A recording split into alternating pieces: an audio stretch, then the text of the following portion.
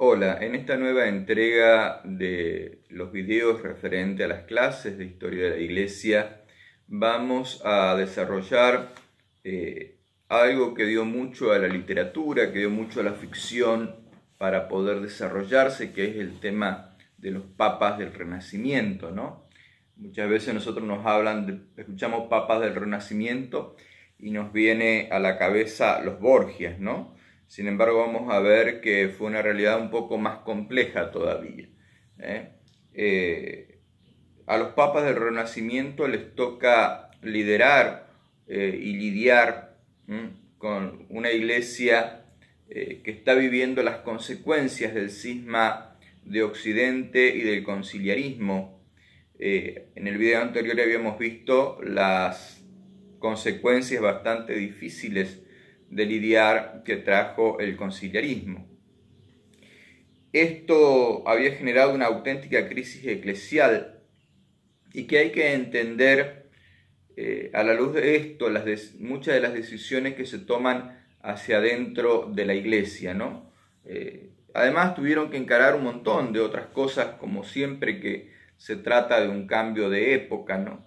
Tuvieron que seguir lidiando con el problema de la amenaza turca, que seguía estando patente, por más que se habían hecho las cruzadas, que un montón de agresiones estaban ahí siempre amenazantes, ¿no?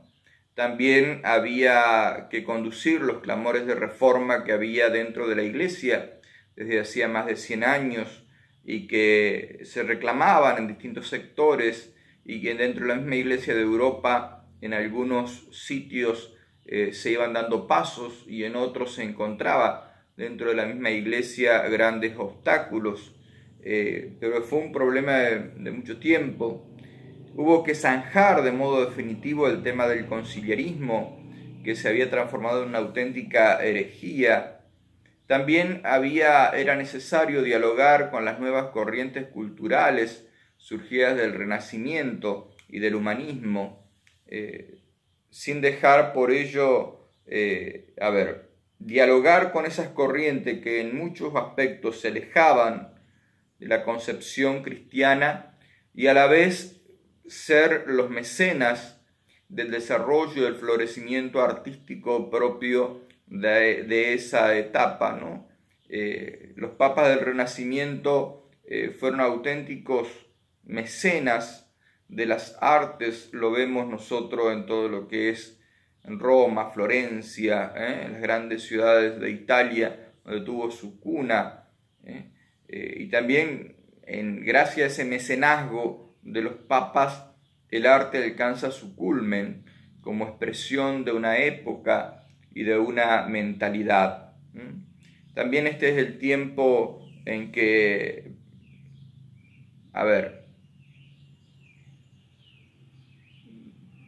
sin caer en un anacronismo, gracias al mecenazgo de estos papas, ven la luz obras como la Capilla Sixtina, se termina la Basílica de San Pedro, la Piedad de Miguel Ángel, el David, el Moisés de Miguel Ángel, las obras de Rafael, de Leonardo da Vinci, gracias al mecenazgo que llevan adelante distintos papas, cardenales y también algunos nobles, ¿no?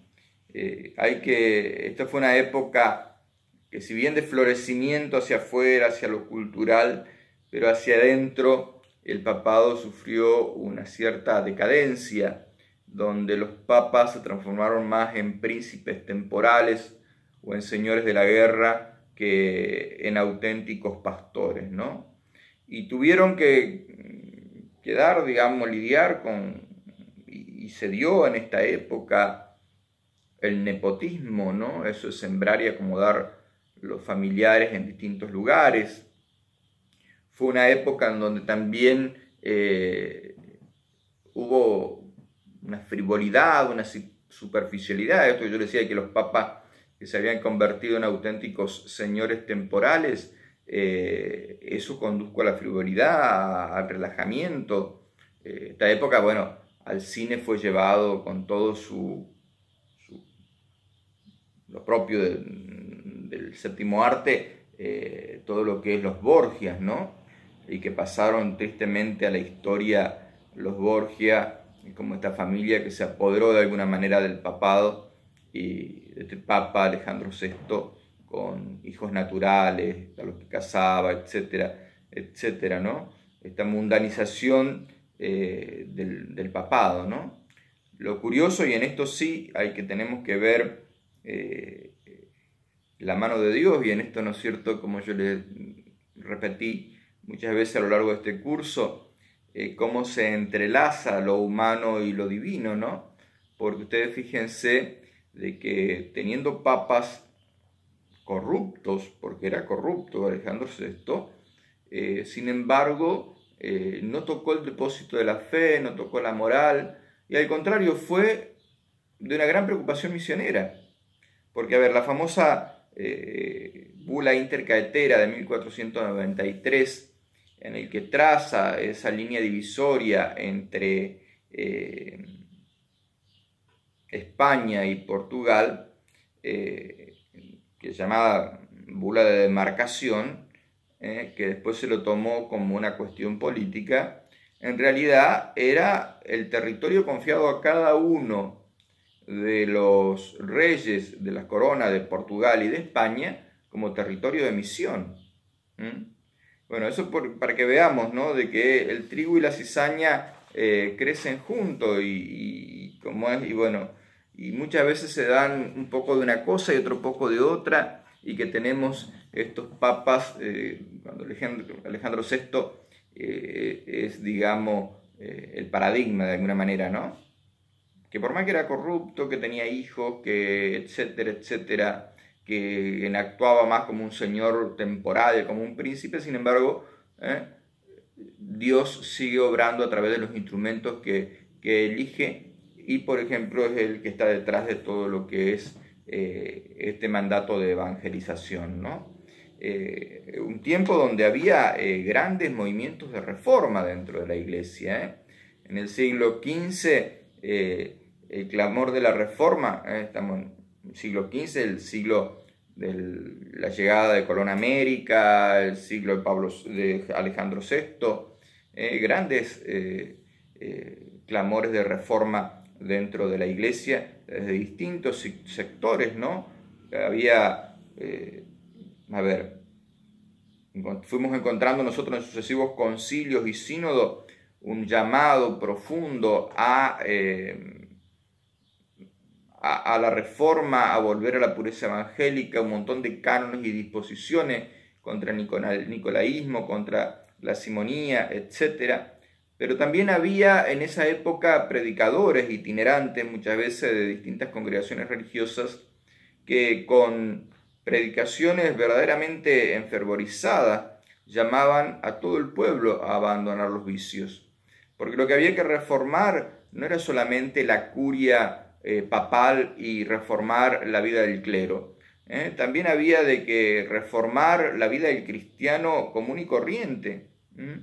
En la vida de la jerarquía de la iglesia, en la vida de la curia y de los pastores, del clero, hay que reconocer que había poca dedicación pastoral, de que muchos de los obispos contaban con más de un obispado, por eso no residían en su diócesis, y esto, al no haber control, no había orden, y muchas veces había muchos abusos, y que los cristianos comunes y corrientes, al estar en un clima así de ignorancia religiosa, estaban sumidos en la superstición, en la decadencia moral, muy poco frecuentaban los sacramentos.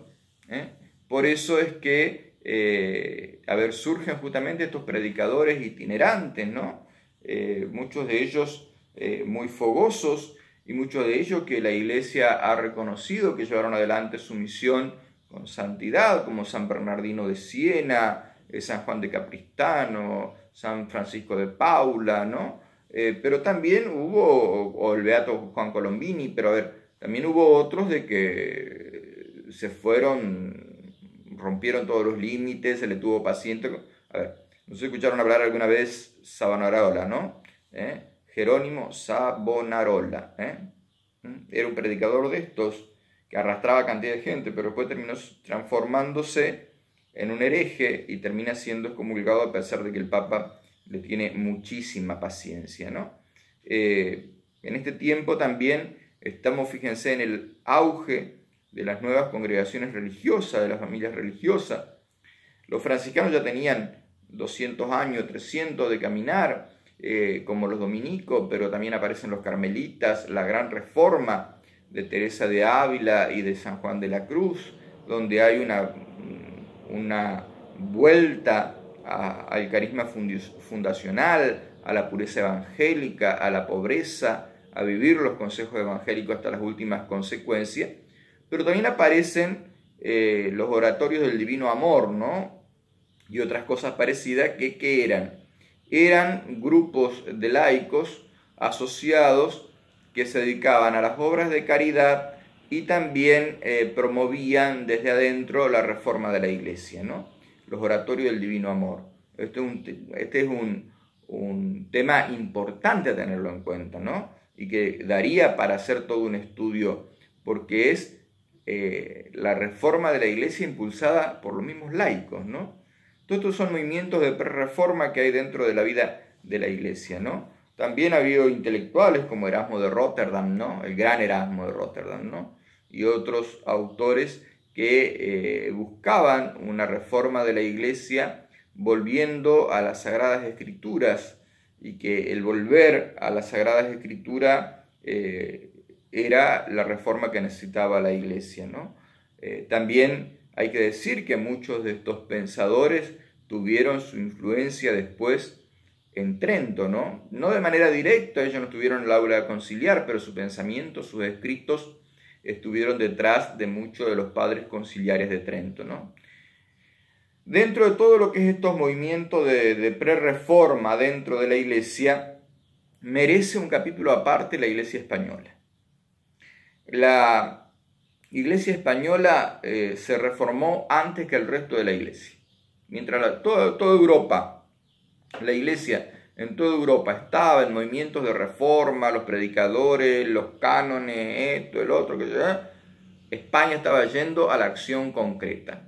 Y en esto hay que reconocer la acción de los reyes católicos y del cardenal Jiménez de Cisneros, ¿no? Miren, el cardenal Francisco Jiménez de Cisneros yo creo que es una de las grandes figuras olvidadas en la vida de la Iglesia.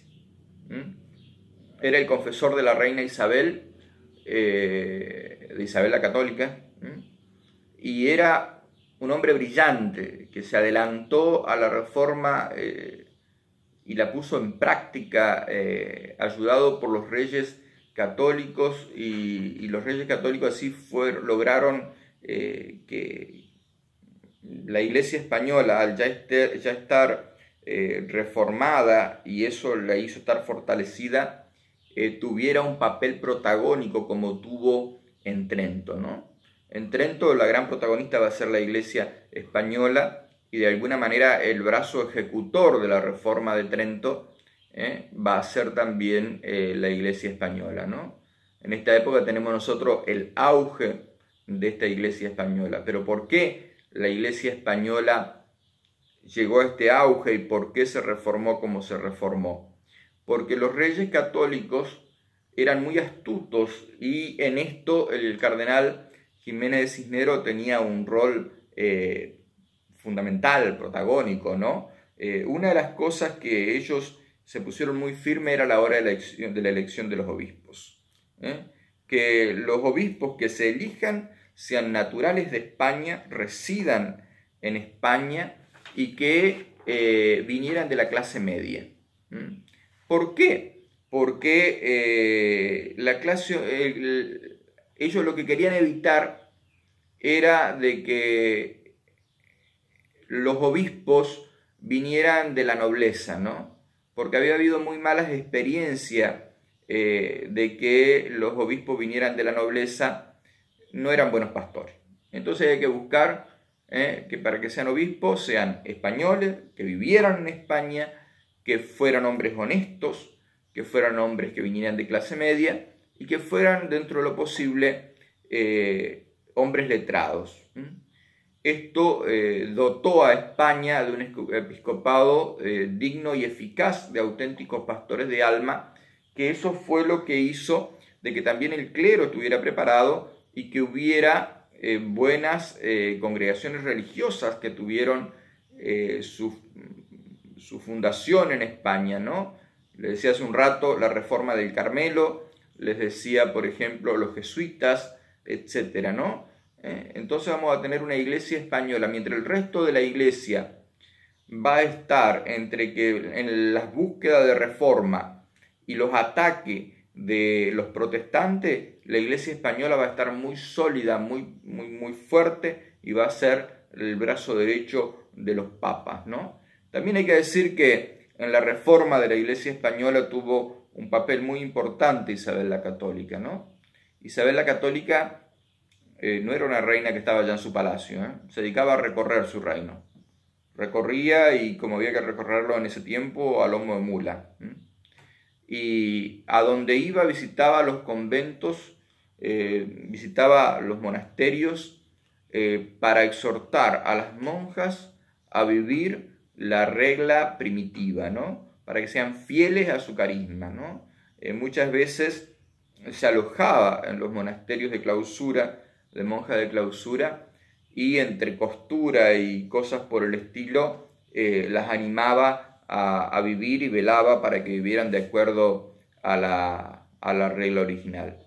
Otra de las características que hicieron de la iglesia española una iglesia fuerte y bien formada, sólida en el conocimiento teológico, fue la fundación de los colegios para la formación del clero. Tengamos en cuenta nosotros que los seminarios como instrumento para la formación del clero van a ser fruto de Trento, San Carlos Borromeo. Esto es antes de Trento todavía. En España ya se hacen colegios para la formación del clero a lo largo de toda España, y en las universidades hay un auténtico desarrollo teológico, ¿no? Por ejemplo, la Universidad de Alcalá, pero sobre todo la de Salamanca. En la de Salamanca brilla Francisco de Vitoria, que es el famoso autor de la doctrina política, de la doctrina del poder, que va a estar detrás de los movimientos independentistas de América. Si no conocemos a Francisco de Vitoria, un fraile que desarrolla su teoría del origen del poder, no vamos a estar conociendo una parte de los fundamentos filosóficos que hay detrás de las revoluciones en el Río de la Plata y compañía. Bueno, miren, podríamos seguir horas hablando de la Iglesia española.